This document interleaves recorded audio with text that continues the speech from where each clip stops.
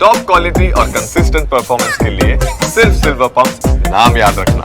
આજે આ પત્રકાર પરિષદમાં આપનું હાર્દિક સ્વાગત કરું છું। તમે જોયું છે કે ગુજરાતમાં ખાસ કરીને ગુજરાતની રાજનીતિમાં ઘણા વર્ષોથી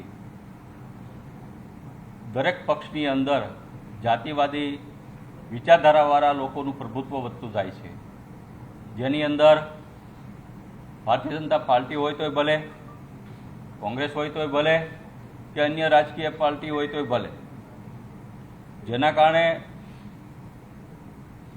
ગુજરાત અને દેશની જનતાને આની સીધે સીધી અસર પડે છે। તમે જોયું છે કે 2020 પહેલાં હું ભારતીય જનતા પાર્ટીનો એક કાર્યકર્તા તરીકે કામ કરતો હતો અને ભારતીય જનતા પાર્ટી છોડી અને આમ આદમી પાર્ટી 2020માં મેં જોઈન કરી પછી અલગ પદ ઉપર હું સેવા આપી। છેલ્લે 2022માં બોટાદથી વિધાનસભાની ચૂંટણી લડ્યો। બોટાદની જનતાએ મને મારી ઉપર ભરોસો રાખી અને બોટાદનો ધારાસભ્ય પણ બનાવ્યો। ત્યાર પછી આમ આદમી પાર્ટી દ્વારા વિધાનસભાનો દંડક પણ બનાવવામાં આવ્યો, રાષ્ટ્રીય જોઈન્ટ સેક્રેટરી પણ બનાવવામાં આવ્યો। અલગ પદ ઉપર 5 વર્ષની અંદર આમ આદમી પાર્ટીના અનેક હોદ્દા ઉપર સેવા આપી। પણ ક્યાંક ને ક્યાંક તમે જોયું હશે કે જ્યારે પછાત સમાજની ગુજરાતની જનતાનો અવાજ ઉઠાવવાની વાત આવે, કોળી સમાજની જ્યારે વાત કરવામાં આવે ત્યારે ક્યાંક ને ક્યાંક દરેક પાર્ટીમાં ખૂટતું જણાતું હતું। ખાસ કરીને જ્યારે ભાજપમાં હું હતો ત્યારે ભારતીય જનતા પાર્ટી એમાં પણ તમે જોયું છે કે જ્યારથી ભારતીય જનતા પાર્ટીનો ગુજરાતમાં કે દેશમાં ઉદય થયો ત્યારથી લઈને આજ સુધીમાં ભારતીય જનતા પાર્ટી પછાત સમાજનો કે કોળી સમાજનો એક પણ આજ દિવસ સુધી મુખ્યમંત્રી બનાવવામાં નિષ્ફળ નીવડી છે। મુખ્યમંત્રીની વાત તો છોડો, પણ ભારતીય જનતા પાર્ટી પછાત સમાજનો પ્રદેશ પ્રમુખ પણ ઠાકોર સમાજનો કોળી સમાજનો બનાવવામાં પણ નિષ્ફળ નીવડી છે। ક્યાંક ને ક્યાંક અંશે કોંગ્રેસ છેલ્લા 25-30 વર્ષથી સત્તાની બહાર છે, પણ તેમ છતાંય આજે પછાત સમાજના લોકોનો અવાજ પણ કોંગ્રેસ બની નથી શકી। એટલે કોંગ્રેસ પણ ક્યાંક ને ક્યાંક આજે પછાત સમાજની જે વાત જ્યારે આવે, કોળી સમાજની જ્યારે વાત આવે ત્યારે એનો વિપક્ષની તરીકે ભૂમિકા જે ભજવવાની જે ભૂમિકા હોય એ પણ કોંગ્રેસ પણ આ ગુજરાતમાં ક્યાંક ને ક્યાંક અંશે ઊંડી ઉપડી છે। તેવી જ રીતના જ્યારે હું જે આશયથી આમ આદમી પાર્ટી મેં સંગઠનમાં જે અલગ હોદ્દાઓ જ્યારે ઉપર સેવા આપી રહ્યો હતો ત્યારે પણ મને આજે ખુદને એવો અહેસાસ થઈ રહ્યો છે કે આમ આદમી પાર્ટીમાં પણ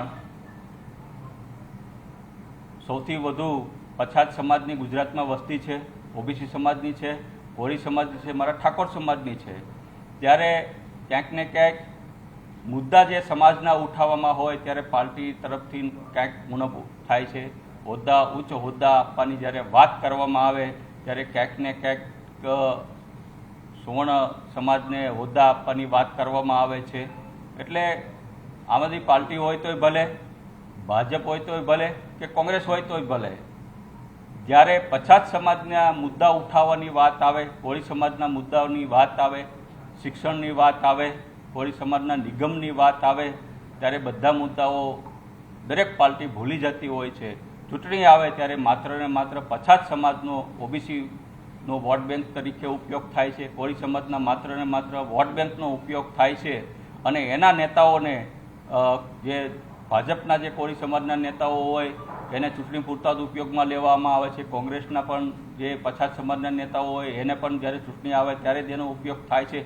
બાકી બધાને ચૂંટણી પૂરી થઈ જાય એટલે હાસ્યમાં ધકેલી દેવામાં આવે છે। એટલે આજે મીડિયાના મારફત મને એવું ક્યાંક ને ક્યાંક એવું લાગી રહ્યું છે કે આજે જે હેતુ માટે મેં આમ આદમી પાર્ટી જોઈન કરી હતી, અલગ પદ માટે સંગઠનમાં મેં કામ કર્યું હતું, એમાં મને ક્યાંક ને ક્યાંક ક્ષતિ જણાઈ રહી છે। એટલે આજે મીડિયાના મારફત હું હાલ અત્યારે મારી પાસે વિધાનસભાના આમ આદમી પાર્ટીના દંડક તરીકેની એક જવાબદારી ચાલુ છે, એમાંથી હું રાજીનામું આપું છું।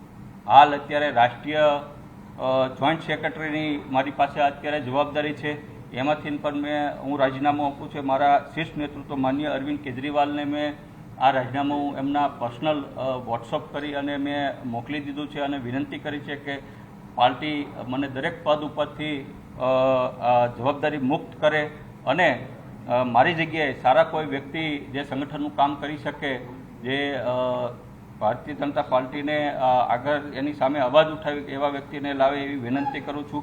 પણ ક્યાંક ને ક્યાંક મેં તમને કીધું એમ કે ભાઈ ભારતીય જનતા પાર્ટી હોય તોય ભલે, કોંગ્રેસ હોય તોય ભલે અને આમ આદમી પાર્ટી હોય તોય ભલે, જ્યારે પછાત સમાજનો અવાજ ઉઠાવવાની વાત આવે છે, પછાત સમાજને ક્યાંક આપવાની વાત આવવામાં આવે છે, મુખ્યમંત્રી બનાવવાની વાત હોય કે પ્રદેશ પ્રમુખ બનાવવાની વાત હોય, ત્યારે માત્ર ને માત્ર પછાત સમાજના નેતાઓનો ખાલી મત પૂરતો ઉપયોગ કરવામાં આવે છે. પછી ચૂંટણી પડી જાય પછી એને હાસ્યમાં ધકેલી દેવામાં આવે છે. આજે રાજીનામું આપ્યું એનો આ લેટર.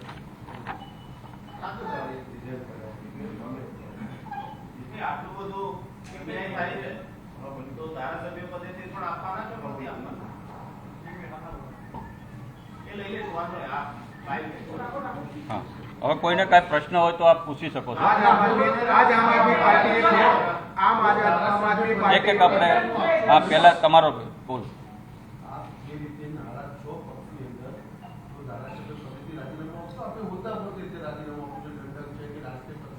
आपने कोई जवाबदारी આપી છે તો આવનાર દિવસોમાં નારાજગી જેને લાગીને કોઈ ધારાસભ્ય પદેથી રાજીનામું આપશો?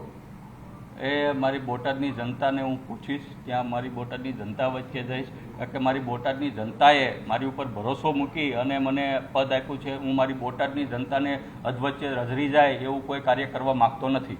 આજ આમ આદમી પાર્ટીએ તમને મેન્ડેટ આપ્યો હતો અને પાર્ટીના મેન્ડેટ ઉપર, કારણ કે તમે ઉમેશ મકવાણા તરીકે નથી ચૂંટાયા, તમે આમ આદમી પાર્ટીના કેન્ડિડેટ તરીકે ચૂંટાઈને આવ્યા છો. તો એ જ પાર્ટી તમને સારી નથી લાગતી તો પાર્ટીમાં રહેવાનો મતલબ શું તમારે? એના બેનર ઉપર અત્યારે તમે રાજીનામું આપ્યું છે, જનતાને પૂછીને આવ્યા છો, તમે વાત કરી કોના જોડે સંગઠનમાં ત્યાં કોઈ? ઘણા બધા મારા આમ આદમી પાર્ટીના જે પદાધિકારી છે એની સાથે ચર્ચા વિચારણા થઈ હતી, ઘણા સાથે મારે વાત પણ થયેલી છે. આ હું રાજીનામું માત્ર ને માત્ર પદ ઉપરથી આપું છું. આમ આદમી પાર્ટીના કાર્યકર્તા તરીકે પહેલાં પણ ચાલુ હતો, આજે પણ હું ચાલુ છું, બરાબર. એટલે પાર્ટીના કાર્યકર્તા તરીકે હું કામ કરવાનો છું, પદ ઉપરથી રાજીનામું આપું છું. એનો મતલબ શું ઉમેશભાઈ? જો પાર્ટીમાં પછાત વર્ગનું, તમારા સમાજનું કંઈ ઉપજતું નથી, કોઈ પાર્ટીમાં માનતું નથી, તો તમારે પાર્ટીમાં રહેવાનો મતલબ શું છે? પછી તમે એટલે તો ભાજપમાંથી નીકળી ગયા હતા. પદ ઉપરથી રાજીનામું આપું છું એટલા માટે કે જે પદ ઉપર હું હતો વિધાનસભાના દંડક તરીકે, રાષ્ટ્રીય જોઈન્ટ સેક્રેટરી તરીકે, એમાં હું ક્યાંક ને ક્યાંક મારા ગુજરાતના સમાજને ન્યાય નહોતો અપાવી શકતો, મારા પછાત સમાજને ન્યાય નહોતો અપાવી શકતો.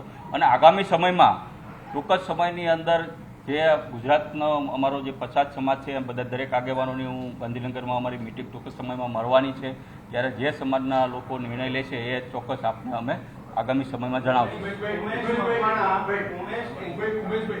ગોપાલ ઇટાલિયાની જીત થઈ અને તમને ખબર પડી કે દંડક પદ હવે છોડવું પડશે, એટલા માટે આ પ્રકારનો ઘટનાક્રમ છે. ઉમેશ મકવાણાની પાર્ટી પર આ બ્લેકમેલિંગ છે, કારણ કે ગોપાલ ઇટાલિયા ધારાસભ્ય બન્યા એટલે હવે એને દંડક બનાવવાના હતા. તમને પાર્ટીએ એવું કીધું કે તમારે પદ છોડવાનું છે, ગોપાલભાઈને દંડક બનાવવાના છે, એટલા માટે તમે રાજીનામું આપો છો, પાર્ટીને બ્લેકમેલ કરો. નહીં, આજ સુધીમાં મને પાર્ટી તરફથી એવો કોઈ મેસેજ આપવામાં આવ્યો નથી મારી સાથે કોઈ વાત કરવામાં આવી. હા, મીડિયાના અમુક મિત્રોએ આ વાત કરી છે. અને રહી વાત, મેં કીધું દંડક માત્ર નથી, હું એક આમ આદમી પાર્ટીનો રાષ્ટ્રીય જોઈન્ટ સેક્રેટરી પણ છું, એ પદેથી પણ હું રાજીનામું આપું. એટલે કોઈએ મને પાર્ટી માટે રાજીનામું આપવા માટે કોઈ મજબૂર કરતું હોય અને માત્ર ને માત્ર ગોપાલ ઇટાલિયાના કારણે હું રાજીનામું આપું છું એવું કાંઈ નથી.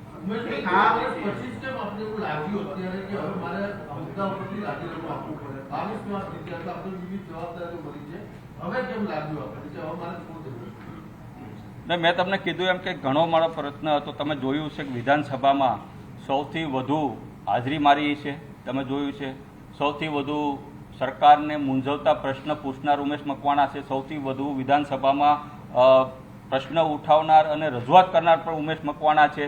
ત્યાં સૌથી જે વિપક્ષની ભૂમિકા તરીકે જે મારે વિધાનસભાની અંદર જે કામ કરવું જોઈએ એ મેં ચોક્કસપણે ગુજરાતની જનતા માટે, દરેક સમાજ માટે ચોક્કસપણે એ કર્યું છે. વિદ્યાર્થીના મુદ્દા હોય તોય ભલે, ઓબીસીના મુદ્દા હોય તોય ભલે, કે કોળી સમાજના મુદ્દા હોય તોય ભલે, કે અન્ય સમાજના મુદ્દા હોય તોય ભલે, કે મારી બોટાદની જનતાના મુદ્દા હોય તો ખાલી માત્ર ને માત્ર વિધાનસભાની અંદર રજૂઆત નથી કરી, પણ વિધાનસભામાં મુદ્દા ઉઠાવીને પછી પણ કામ પણ કર્યા છે. એટલે એવું કાંઈ જરૂરી નથી કે મેં તમને કીધું એમ કે ભાઈ આજે મને એવું લાગી રહ્યું છે કે ભાઈ ક્યાંક ને ક્યાંક એટલું આમ આદમી પાર્ટી નહીં. મેં મારું સ્પષ્ટ તમને કહેવાનું છે, માત્ર ને માત્ર આ જે મારું કહેવાનું છે એ આમ આદમી પાર્ટીની વાત નથી, ગુજરાતની દરેક રાષ્ટ્રીય પાર્ટીની વાત કરું છું. એમાં ભારતીય જનતા પાર્ટી પણ આવી જાય છે. આજે તમે જોયું છે કે ભારતીય જનતા પાર્ટીએ આટલા વર્ષ પછી એક મિનિટ તમને જવાબ આપો, આટલા વર્ષ પછી પણ ભારતીય જનતા પાર્ટીએ એક મુખ્યમંત્રીનું નામ આપો જે પછાત સમાજમાંથી કોળી સમાજમાંથી આવતો હોય, બનાવ્યો હોય. પ્રદેશ પ્રમુખનું નામ આપો તમે મીડિયાવાળા, આજ સુધીમાં કેમ નથી બનાવી શકી? એવી રીતના કોંગ્રેસ તો સત્તામાં નથી પણ વિપક્ષનો નેતા પણ નથી બનાવી શકી. એટલે ક્યાંક ને ક્યાંક ગુજરાતની અંદર સૌથી વધુ મારી વાત સાંભળો, ગુજરાતની અંદર સૌથી એક બાજુ આપણે લોકશાહીની વાત કરવી છે ગુજરાતમાં, તો ગુજરાતની અંદર સૌથી વધુ જો વસ્તી ધરાવતો હોય તો કયો સમાજ છે? ઓબીસી સમાજ છે, પછાત સમાજ છે.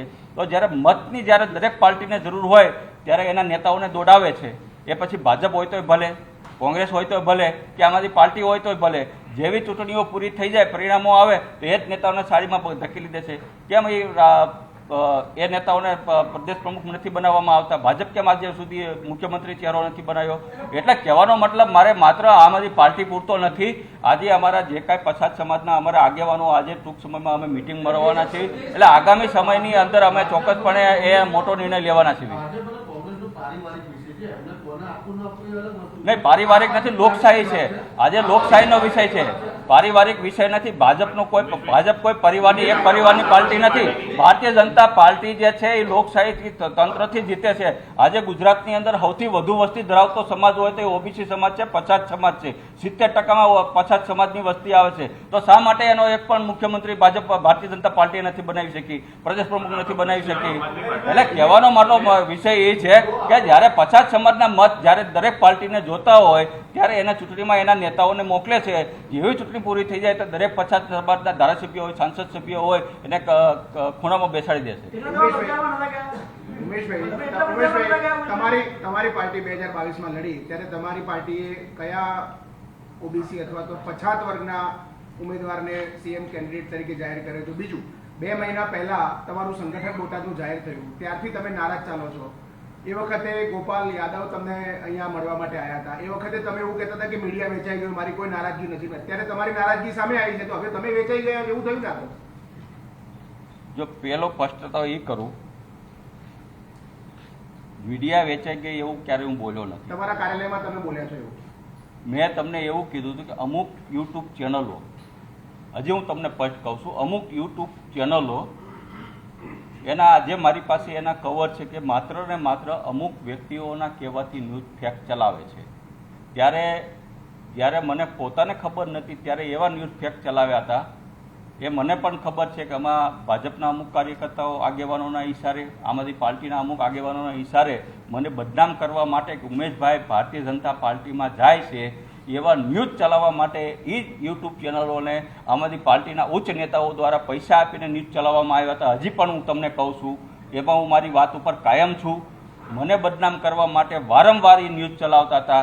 એટલે કહેવાનો મતલબ એમ છે કે આજે ઉમેશ મકવાણાને આમ આદમી પાર્ટીના અમુક નેતાઓ જે છે એ પણ ટૂંકમાં એને ખટકી રહ્યા છે.